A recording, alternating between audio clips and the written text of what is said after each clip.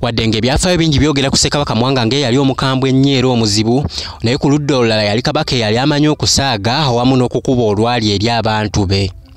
Kale nno mu lutambi luno osazeewo nkulage ku bulamu bwa Ssekabaka Mwanga obw'okusaaga obutaalimu wadde obukambwe eri abantu be. Wadde nga Mwanga yali kumbiranye n'Abazungu, yafuba nnyo okulaba ng'ateekawo enkolagana wakati we nabo ng'ayita mu ngeri ez'enjawulo. Era olumu we baali nga basinkanye mu lukiiko n'Abazungu Abangereza, yasiima okumeggana n'omujaasi Omungereza mu kigo Ekiganda. Ekintu kino kyewuunyisa nnyo Abangereza era Mwanga olwayingira ensiitaano n'omujaasi Omungereza yamumegga era n'amuwangula.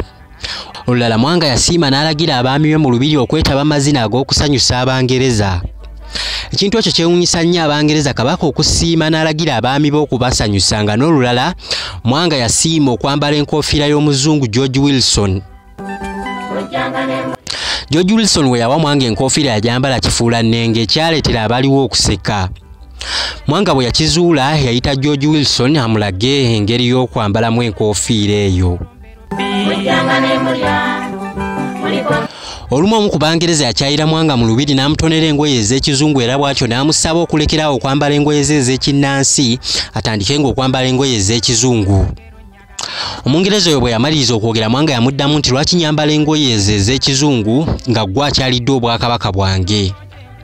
Nze nno ndowooza nti ggwe waali yambadde engoye zaffe ez'Ekinnansi so si nze. Ndi musanyufu mu ngoye zange ez'Ekinnansi kuba kitundu ku buwangwa bwange. Kale siraba nsonga lwaki nkyusa kyendi olw'okwagala kw'omulala. Omungereza oyo yawuliza ebigambo bya Mwanga era yava mu lubiri ng'atenda amagezi ga Mwanga ko n'ekitiibwa Mwanga kye yali awa obuwangwa n'obwakabaka bwe.